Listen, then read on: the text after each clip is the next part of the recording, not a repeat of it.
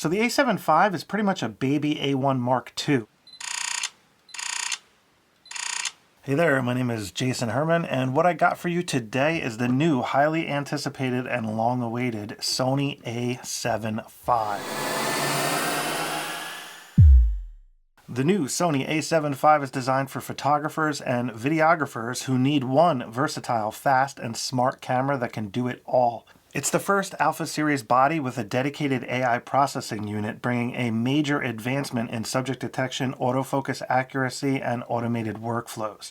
The new partially stacked sensor delivers noticeably faster performance, better dynamic range, and blackout-free burst shooting, while the completely redesigned autofocus system offers class-leading speed and reliability in the real world. It's capable of recording 7K oversampled 4K 60p in full frame mode and 4K 120 in Super 35 crop, making it an ideal hybrid tool that performs equally well for action, portraits, landscapes, documentaries, and professional work.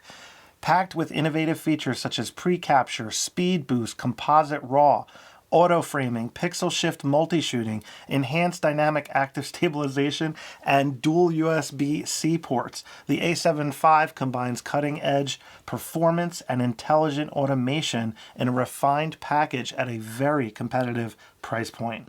All right, so now we're going to drill down. I just want to go over, this is a breakdown video, so I'm going to go over like all these new specs in detail really quick. So let's just hammer through those. So we have a 33 megapixel partially stacked Exmor RS CMOS sensor for faster readout and improved image quality. Now it also offers a new Bion's XR2 processor with built-in AI unit for enhanced AF, color accuracy, and auto white balance stability. It also eliminated that dedicated AI chip, so now it's more efficient with battery life, and it's also more efficient as far as thermal cooling goes.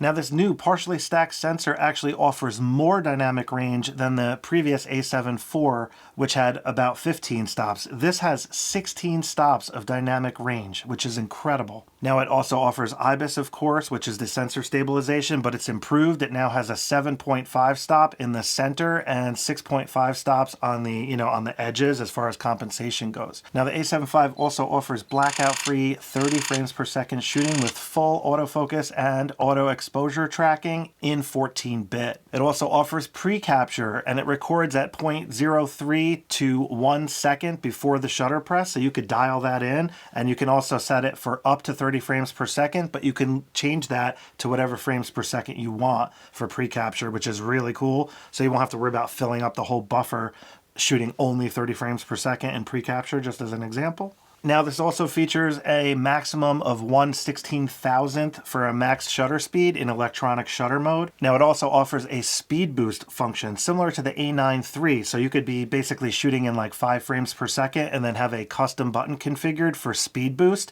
and it'll go right up to 30 frames per second while shooting. Now it features a 759 autofocus point phase detection system. It's got about 94% coverage, very similar to the A7 IV in that regard, but it's better and faster. AI subject recognition also has auto now, but it has human, animal, bird, insect, car, train, and airplane. It also has a new and improved super efficient heat dissipation system, very similar to the Sony A1 Mark II.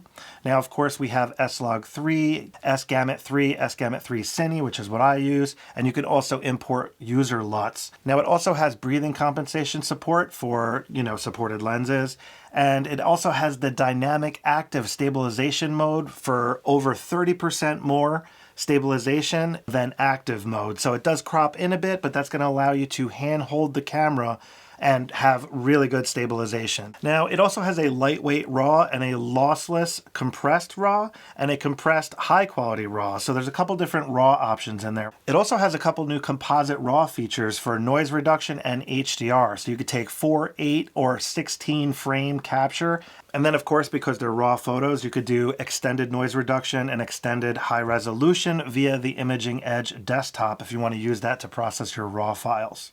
Now we also have a much improved 4-axis multi-angle 3.2-inch screen, so it got larger and it has 2.1 million dots, so doubled in resolution as well, and it has a wider gamut support. Now the viewfinder is the same as the A7 IV, it's 3.68 million dot quad VGA, OLED EVF with 120 frames per second.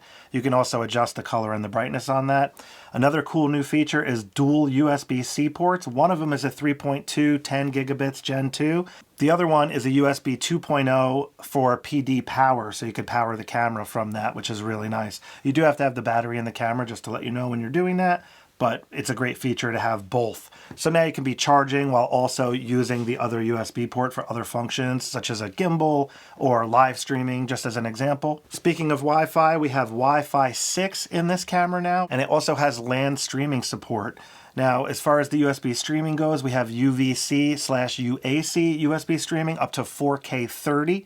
Now, battery life has been improved quite a bit thanks to that Bion's XR new processor unit and the AI combined in one, so it's more efficient. So you can get 630 shots when you're using the electronic viewfinder and about 750 when you're using the LCD screen. Now we have the magnesium alloy body, which has an improved grip on here, very similar to the A75 grip as far as I could tell. And of course it has a dust and moisture resistant design. All right, so let's drill down a little bit on this new integrated AI unit. So the AI unit handles subject recognition independently of image processing, improved off-angle reliability, significant improvement in distant subject recognition, animal and bird recognition improved approximately 30 to 50% over the A7 IV. Insect, head, and body tracking supported. Vehicle recognition improved for leading edge detection. AI-based auto white balance improves mixed light accuracy and consistency. The AI processing unit can differentiate between multiple subjects having different postures. It easily recognizes and tracks the bride in a group of people at a wedding, for example.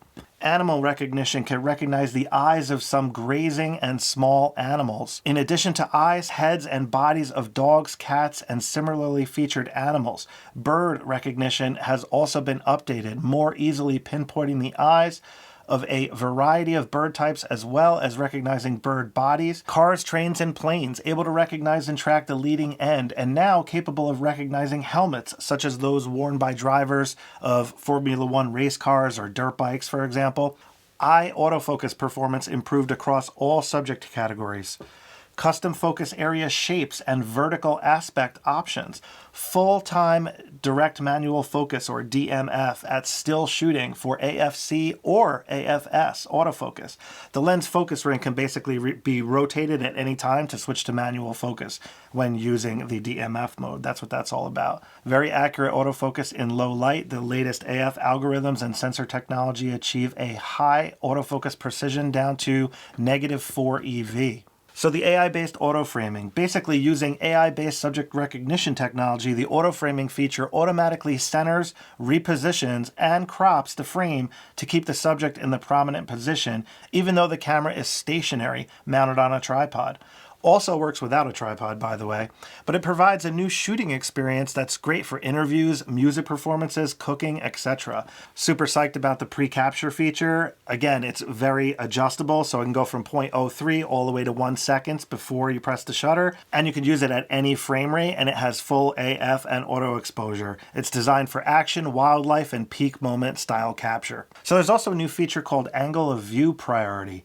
And it's required in order to have full frame 4K 60 and full Super 35 4K 120. So basically what this does is it disables the in-camera noise reduction. It does not affect dynamic range, image quality, or 4K oversampling. It's still full pixel readout. So just talking about the heat dissipation a little bit, it's got a unique Sigma-shaped graphite heatsink built into the stabilization unit, which improves thermal consistency during extended 4K recording. At 68 degrees, for example, you can record for approximately 90 minutes. At 105 degrees, you can record for approximately 60 minutes, which is incredible if you ask me. Without having a cooling fan, that's just awesome. So this also offers flexible ISO when recording video, and this allows for ISO agnostic log workflow for more efficient exposure control during video capture.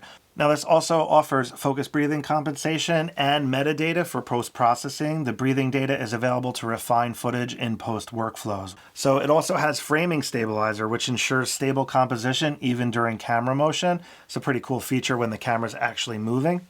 So the audio is very similar. It's got 24-bit recording, 4-channel audio support with compatible microphones. However, it does have an added new audio reference mic for noise reduction. Digital audio via multi-interface shoe for noise-free signal transmission.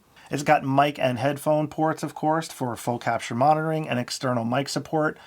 Now it also will group the photos for playback, so when you're shooting 30 frames per second, it'll put it in a nice group for you, so when you're scrolling through your photos, it's way more efficient when you have those large sets of like continuous photos. You can also rate your images and stuff like that in the playback area. You can crop them, things like that, just like the other cameras. That's pretty much the same.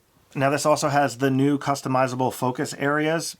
So we have the extra large and we have extra small have been added to the large, medium, and small sizes. The extra small size is partially beneficial for scenarios to prevent the camera from focusing on subjects in the foreground like branches.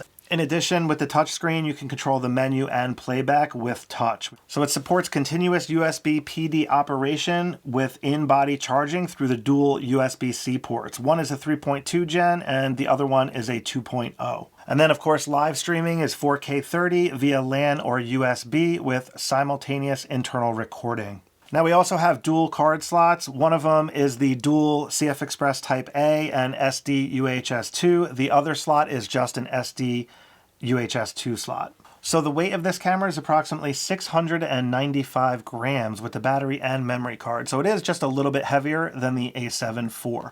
So what comes in the box, at least what I'm being told at this time, is the, of course, FZ100 battery, but it comes with a battery charger and power cord, shoulder strap, body cap, accessory shoe cap, and the eyepiece cup. So again, guys, baby A1, I mean, the features on this camera is just unbelievable. Pretty much upgraded almost everything from the A7 IV. The one exception is like the viewfinder.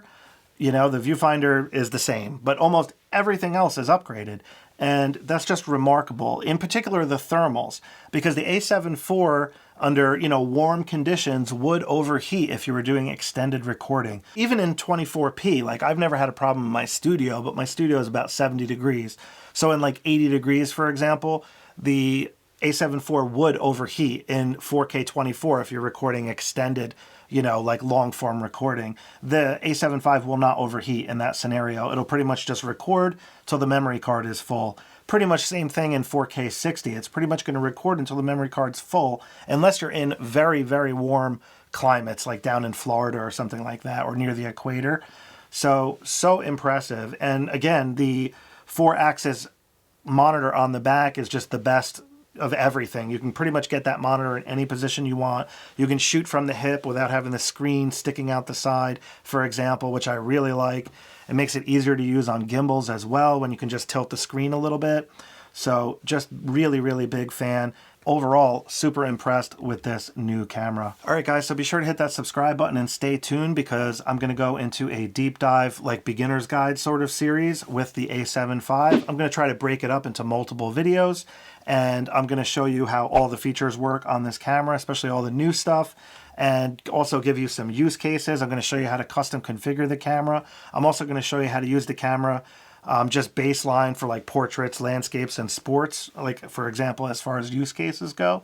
And I'm really looking forward to that. So again, stay tuned. I will catch up with you soon. All right, guys, take care.